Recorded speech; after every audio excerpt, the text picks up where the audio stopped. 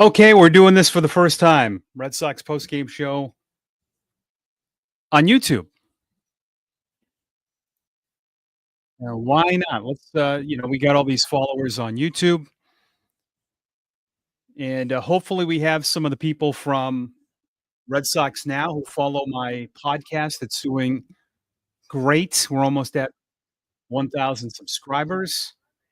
So we have some people that, because I comment on that. That's a separate channel, but I know that some people have followed me and subscribed to this personal channel. And we'll talk a little bit about Red Sox. I don't know. I know a lot of you are gonna be mad about this game. I get it. Out of the break, you're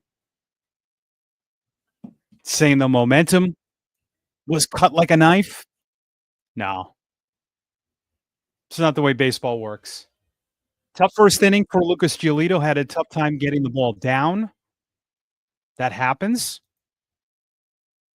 But considering a three-run first inning kept his team in the game, and, this is what you see against the good teams though, right?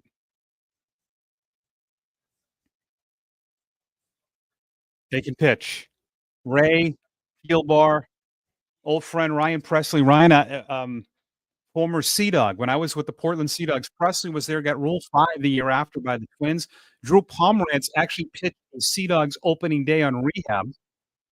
Former Blue Sox, Brad Keller, and then you had Palencia. That's a good Cubs team. Yeah, this is what we're going to see. Good teams.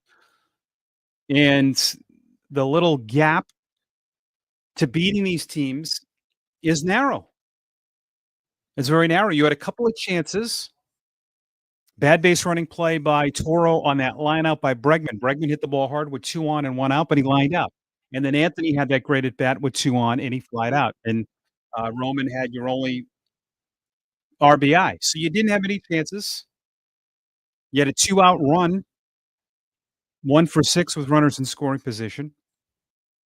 And the Cubs were 2 for 10. I mean, they got the one big swing. That's how these games work against these great teams. Suzuki hit that 3-run homer in the first. That decided it.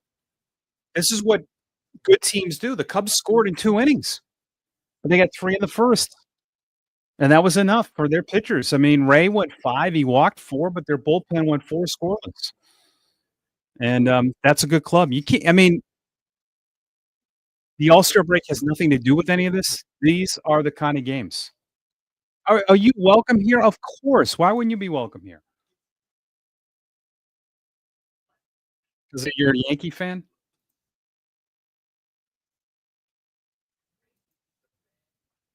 99 over 22. Yes. You are certainly welcome here. I have a friend who's going to Atlanta. He's flying there tomorrow to see your boys play the Braves.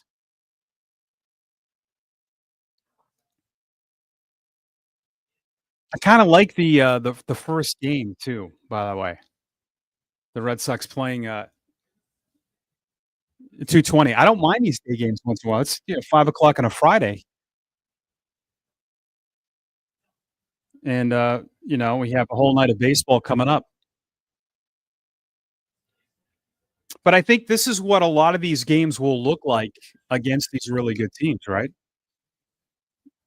That is a good club. Man, you look at the top of that order, Bush, Tucker, Suzuki, Crow Armstrong, PCA, whose mom was in what, Little Big League? That's a good team. Swanson, Nico Horner. Good club. That's why the Cubs are where they at in the standings. It doesn't surprise me where they're at. Red Sox, 10-game win streak is over. Cubs are 58 and 39. I know the reaction on Twitter is absolutely bonkers probably, right? See, we're playing the tough teams. I can hear it now. I could hear it in the first inning. Up the All-Star break, cut our momentum. I've asked many people, "What is that? Tell me what that is, the momentum." I had a guy tell me. Well, you're in this hitting groove, and it will get broken up during the 4-day break, and you can't get it back. Okay. That's not putting a lot of faith. Rafaela looked good again. He had a hit. Toro had a hit. Meyer had 2, Anthony Bregman, and Duran. Duran had really good at bats today, 1 for 2, but 2 walks.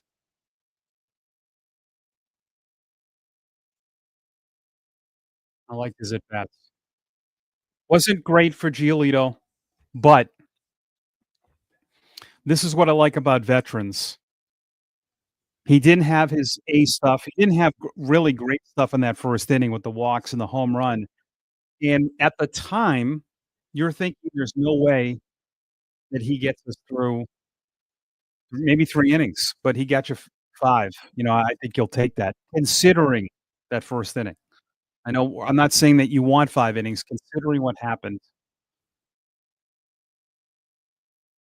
that he was able to muster out of that.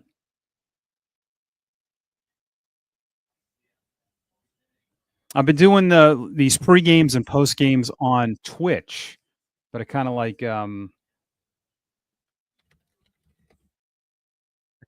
figured we'd change it up, hit the YouTube.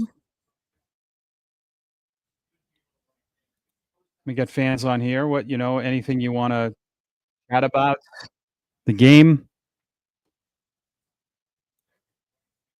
You can follow me on X. That's pretty much my handle everywhere. TikTok as well. You gotta be on TikTok. I mean, I'm 51 years old. I mean, gotta be hitting TikTok. At the radio mic over there if you wanna follow.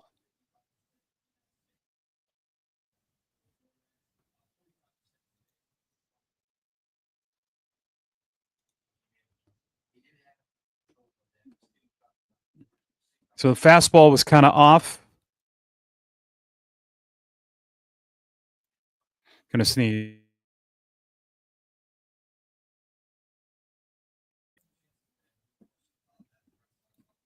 Good afternoon, Mr. Network 3000.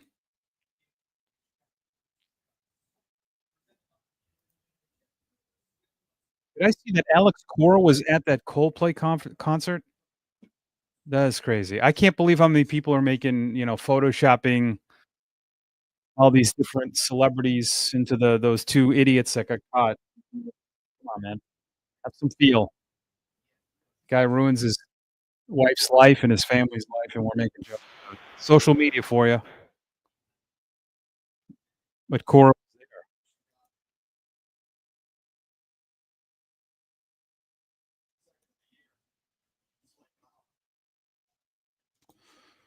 So I had said on my podcast, Red Sox Now.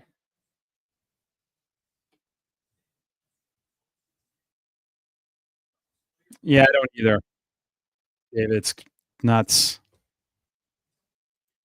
I was saying on my podcast, the stretch before the break would tell us a lot about the Sox. 16 with 13 at home before the break, and they nailed it. Now after the break, I'm not looking at the 25 games or 24 or whatever, this whole stretch. I'm looking at the 12 before the deadline, and 9 are on the road. So I'm not looking at in terms of series.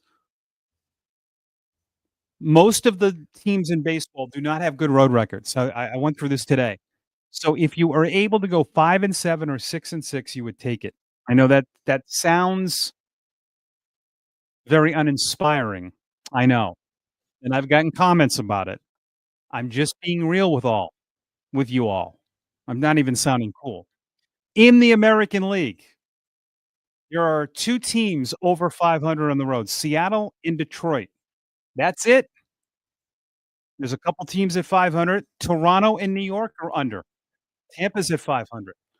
Over in the National League, the best road team, the Cubs and the Dodgers. That is it. over 500. Everyone else is there's a couple teams 500 in the NL, and everyone else is below.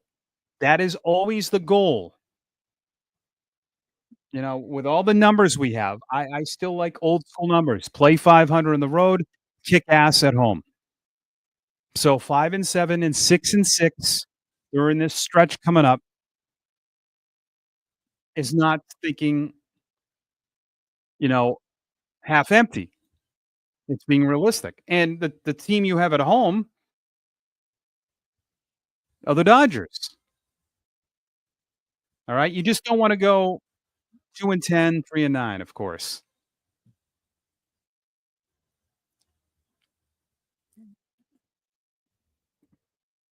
But again, I don't know, like, the Red Sox could go 6 and 6 and a team near them could go 12 and 0. Like, there's all kinds of scenarios. Like, we're trying to say, like, if they don't do well in this 12-game stretch, well, that's gonna be their season. We don't know that. What if Seattle and Tampa, the teams behind them don't play well? And Tampa's at home against Baltimore, doesn't mean that they're just gonna coast it. You can't get into all of that. Seattle was home against Houston. Houston's very good. And then Texas is the team on the looking in. The Red Sox are still in that second wild card spot. They put themselves in a really good position by winning 10 games in a row and winning 12-13 after they lost 2 of 3 to the Blue Jays. So a big start tomorrow for Mr. Brian Bale.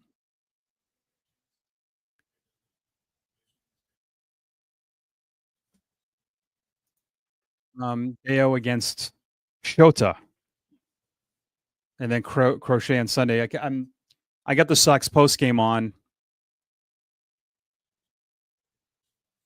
trying to listen to it, but he did say, we didn't have many opportunities, and then the one we did, Bregman lined out into the bad base running play. What Toro did today cannot happen. It cannot happen. It cannot happen in the big leagues. Here's what is really weird about it, and if you watched the game and you heard Lou talk about it, you know, in the initial his first secondary lead off the lineout was fine, even though he dashed pretty far off in that first secondary lead. When he stopped, then he kept going. I think he thought the ball obviously, he thought the ball was falling in, but even when he got pretty far off and stopped, he could have gone back second. But here's the thing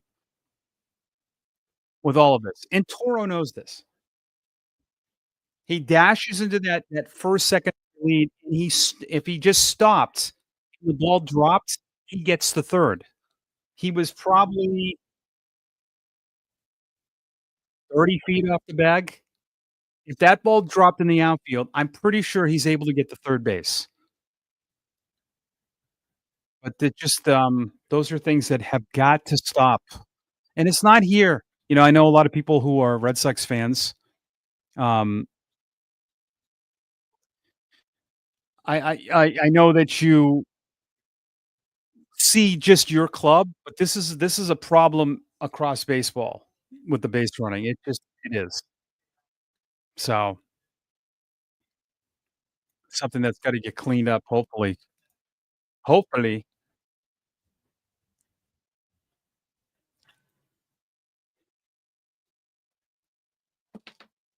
Alright, we'll stay on for a few more minutes here on a Red Sox post game. They lose to the Cubs 4-1.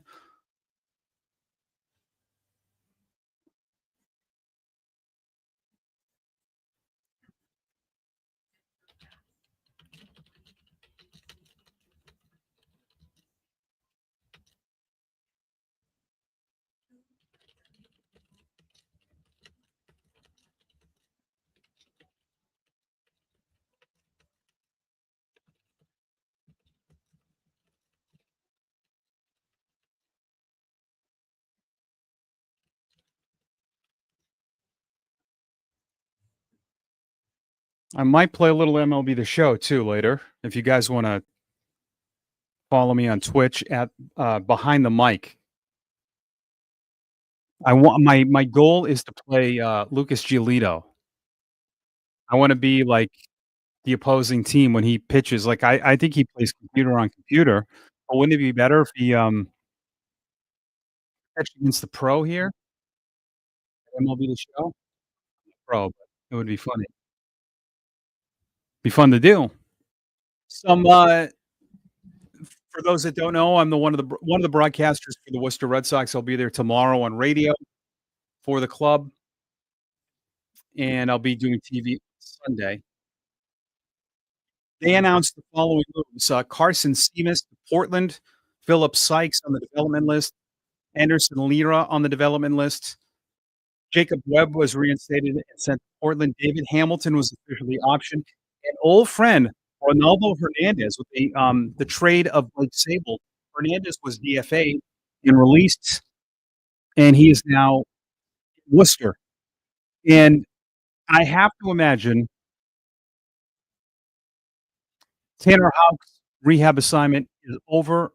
I know he was activated and no assignment yet, but I am gonna go out on a limb and say he will be in Worcester probably tomorrow. That will be announced. I would think. I would think. All right, thanks for watching. Red Sox lose 4-1. They're back at it on a Saturday to take on the Cubs. Have a great Friday night, everybody.